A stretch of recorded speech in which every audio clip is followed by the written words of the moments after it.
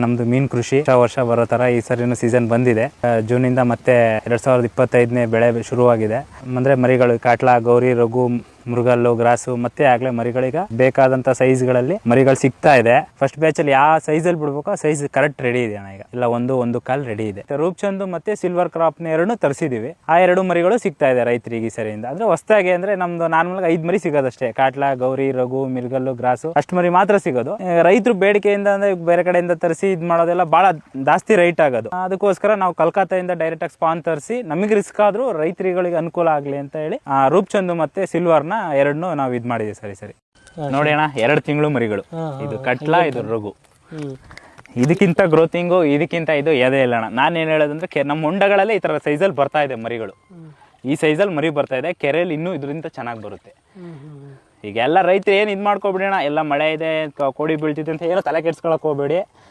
ಮರಿ ರೆಡಿ ಇದೆ ನಿಮಗೆ. 1 ಇಂಚ್ ಮರಿ ಆದ್ರೆ 1 ಇಂಚ್ ಮರಿ ರೆಡಿ ಇದೆ. 3 ಇಂಚ್ ಬೇಕೋ 3 ಇಂಚ್ ಮರಿನೂ ರೆಡಿ ಇದೆ. ನಿಮಗೆ ಯಾವ ಮೀನು ಬೇಕೋ ಆ ಮೀನು ತೊಗೊಂಡೋಗಿ. ಆದಷ್ಟು ಸಣ್ಣ ಮೀನಿಗೆ ಫಸ್ಟ್ ಬೀಡ್ ಆಗಿರೋದ್ರಿಂದ ಸಣ್ಣ ಮೀನು ತೊಗೊಂಡೋಗ್ಬಿಟ್ರು ಒಳ್ಳೇದೇ. ರೈತರಿಗೆ ಯಾವುದೇ ಇದಿಲ್ಲ ಅಣ್ಣ. ರೈತರಿಗೆ ಮಟ್ಟಿಗೆ ಮಾತ್ರ ಯಾವುದೇ ಕ್ವಾಲಿಟಿಲಾಗಲಿ ಕ್ವಾಂಟಿಟಿಲಾಗಲಿ ಯಾವುದೇ ಇದಿಲ್ಲ. ತೊಗೊಂಡೋಗಿ ರೈತರು ತೊಗೊಂಡೋಗಿ ಬಿಡಿ ಅಣ್ಣ. ಎಲ್ಲ ಸಕ್ಸಸ್ ರೇಟಿಂಗ್ಸೇ ಮರಿಗಳೆಲ್ಲ. ಅಂದರೆ ನಮ್ಗೆ ಅಲ್ಲೇ ರೈತರುಗಳೀಗ ಮೊನ್ನೆ ಸೌದತ್ತಿಯರೊಬ್ಬರು ತೊಗೊಂಡೋಗಿದ್ರು, 2 ಲಕ್ಷ ಮರಿ ತೊಗೊಂಡೋಗಿದ್ರು. ಮತ್ತೆ ಈಗ ಅವರು ಹೇಳಿದ್ದಾರೆ, ಈಗ ದೊಡ್ಡ ಮರಿ ಆಗಿರೋದ್ರಿಂದ ಮತ್ತೆ ಸಣ್ಣ ಮರಿನೇ ಇನ್ನೂ 4 ಲಕ್ಷ ಬೇರೆ ಕೆಲವ್ರನ್ನ ಕರ್ಕೊಂಡು ಬರ್ತಾ ಇದಾರಣ್ಣ. ಒಂದು 4 ತಿಂಗಳಿಗೆ ಆದರೂ ಒಂದು 3/4 kg ಅರ್ಧ kg ಲೆವೆಲ್ಲಿ ಬರುತ್ತೆ. 6 ತಿಂಗಳಿಗೆ ಆದ್ರೂ 1 kg 1.5 kg ಮಟನು ಬೆಳವಣಿಗೆ ಕೆರೆ ಒಳಗೆ ಫುಡ್ ತಕ್ಕಂಗೆ ಮರಿವಳಿಗೆ ಬರುತ್ತೆ. ಫಸ್ಟ್ ಮರಿ ಒಯ್ದ 1 ತಿಂಗಳು 15 ದಿವಸ ಹಾಕ್ತೇವೆ ಫುಡ್. ಅಷ್ಟ ಮೇಲೆ ಆ ತನ್ನೊತ್ತಿಗೆ ಅವೇ ಬೆಳಿತಾವು. ನಾವು ಯಾವ್ಯಾವ ಇಂಚಿನ ಮರಿ ಬೇಕು ಅದೇ ತರ ಕೊಡ್ತಾ ಇದಾರೆ ಫಾರಮ್ನಲ್ಲಿ. ಗೌರ್ಮೆಂಟ್ ರೇಟ್ ನಂಗೆ ಕೊಡ್ತಾ ಇದಾರೆ. ನಾವು ಸುಮಾರು 30 ವರ್ಷದಿಂದ ದಂಧೆ ಮಾಡ್ತಾ ಇದಾವೆ. 8 ವರ್ಷದಿಂದ ಈ ಫಾರಮ್ಮಿಗೆ ನಾವು ಮರಿ ಒಯ್ದ್ರಿಂದ ಚೆನ್ನಾಗಿ ಬರ್ತಾ ಇರೋದ್ರಿಂದ 8 ವರ್ಷದಿಂದ ಈ ಫಾರಮ್ನಲ್ಲಿ ಮರಿ ಒಯ್ತಾ ಇದ್ದಾನೆ. ಹೋದ ವರ್ಷ ಮರಿನೂ ಒಯ್ದಿದ್ದೆ ಇವರಲ್ಲಿ.